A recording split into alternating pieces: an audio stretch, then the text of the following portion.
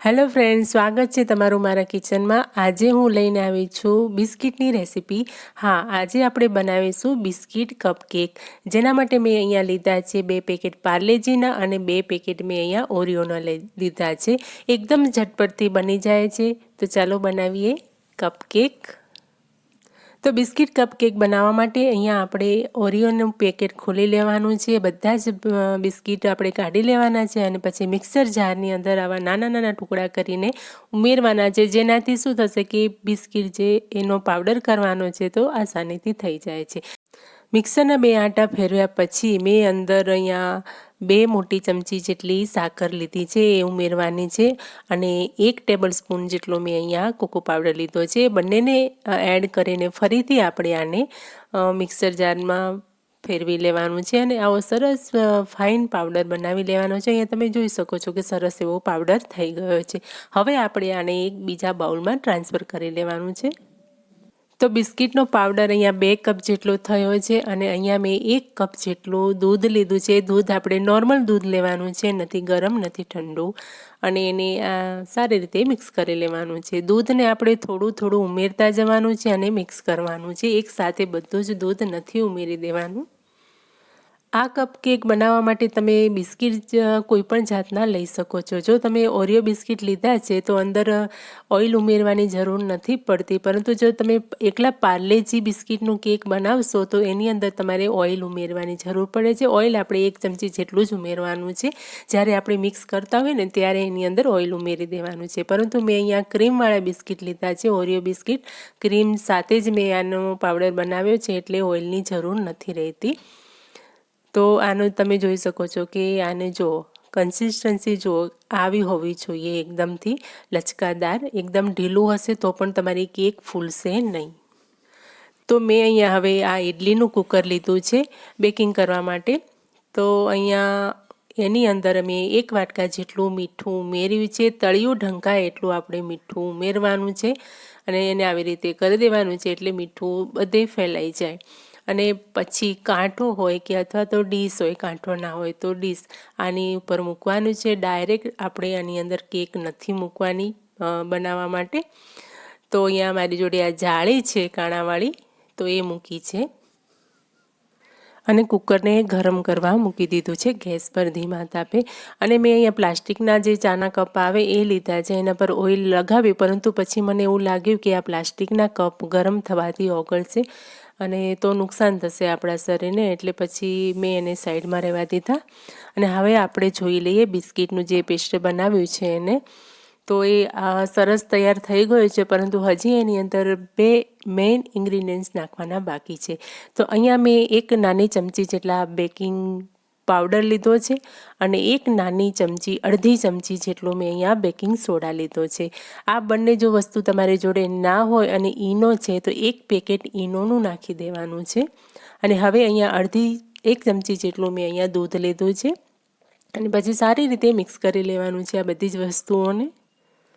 ઈનોનું packet હોય તો તમારે આ બંને જ વસ્તુઓ, બેકિંગ પાવડર અને બેકિંગ સોડાની જરૂર રહેતી નથી, પરંતુ મારી જોડે ઈનો હતો નહીં અને આ બંને વસ્તુ હતી તો મેં એડ કરી છે અને સારી રીતે એને ફટાફટ મિક્સ કરવાનું છે। એકદમ સરસ મિક્સ કરી લેવાનું છે અને હવે એની પ્રોસેસ આપણે ફટાફટ કરવાની છે। પહેલાં મેં પ્લાસ્ટિકના કપમાં મેં આ ઉમેર્યું, પરંતુ પછી મને લાગ્યું કે એ ઓગળશે તો શરીરને નુકસાન થાય। પછી મેં આ કાગળના જે કપ આવે છે ચાના, એ કપ મેં લીધા છે મોટા મોટા, જો તમે જોઈ શકો છો જે ગ્લાસ આવે છે, અને આ બધા જ કપને હું અંદર ઉમેરી દઈશ। થોડું અહીંયા કપ વધારે પડ્યા, મોટા હતા એટલે, તો પણ મેં જેમ તેમ કરીને અંદર સમાવી લીધા છે। એનાથી કંઈ ફરક નથી પડતો, પરંતુ હા થોડો શેપમાં પડે પણ બહુ નહીં પડે। હવે કુકર ગરમ થઈ ગયું છે અને ફટાફટ આની અંદર આપણે કપને મૂકી દેવાના છે અને ઢાંકણ ઢાંકીને 25 મિનિટ સુધી આપણે આને બેક થવાનું દેવાનું છે। 25 મિનિટ પહેલાં વચ્ચે પણ ચેક કરી લેવાનું છે કે ફૂલ્યું કે નહીં, 15 મિનિટ થાય પછી। તો અહીંયા મેં ડાયરેક્ટ 20 મિનિટ પછી ખોલ્યું છે તો સરસ મજાની અહીંયા કેક ફૂલીને તૈયાર થઈ ગઈ છે। કપ કેક તમે જોઈ શકો છો કે સરસ ફૂલ્યા છે। જો મેં ચાના કપમાં, નાના કપમાં ઉમેર્યું હોત તો એ બધું બહાર આવી જાત। તો બરાબર છે કે મેં અહીંયા મોટા કપ લીધા। તમે જોઈ શકો છો કે કેટલી સરસ ફૂલી છે, આખા કપ ભરાઈ ગયા છે। તો હવે આપણે આને 15થી 20 મિનિટ સુધી ઠંડુ થવા દેવાનું છે અને પછી આપણે આને કાતરની મદદથી આવી રીતે કપને કાપવાનું છે અને પછી પૂરા કપને કાગળ જે છે એ કાઢી લેવાનું છે. આવી રીતે ફટાફટ નીકળી જાય છે. એટલે હું કહેતી હતી કે આની અંદર ઓઇલ લગાવવાની જરૂર પડતી નથી કેમ કે ફટાફટથી કાગળ જે છે એ નીકળી જાય છે. અહીંયા તમે જોઈ શકો છો કે કેક કેટલી સરસ શેપ એનો તૈયાર થઈ ગયો છે અને ફૂલી છે કેટલી. અહીંયા મેં 2 ચમચી જેટલું જ અંદર બેટર ઉમેરેલું હતું, પરંતુ જોઈ શકો છો તમે કેટલી મોટી બની છે, ફૂલીને જાળીદાર થઈ છે. હવે મેં અહીંયા ડેરી મિલ્ક ચોકલેટને ઓગાળી દીધી છે વાટકીની અંદર અને હવે આપણે એની ઉપર ડેકોરેશન કરવાનું છે. જો તમે એમનેમ જ ખાશો તો પણ મજા જ આવે છે, પરંતુ જો તમે ચોકલેટ ઉપરથી આવી રીતે ગાર્નિશ કરશો ને તો નાના બાળકોને મજા આવશે ખાવાની, કેમ કે છોકરાઓને ચોકલેટ બહુ જ ભાવતી હોય છે.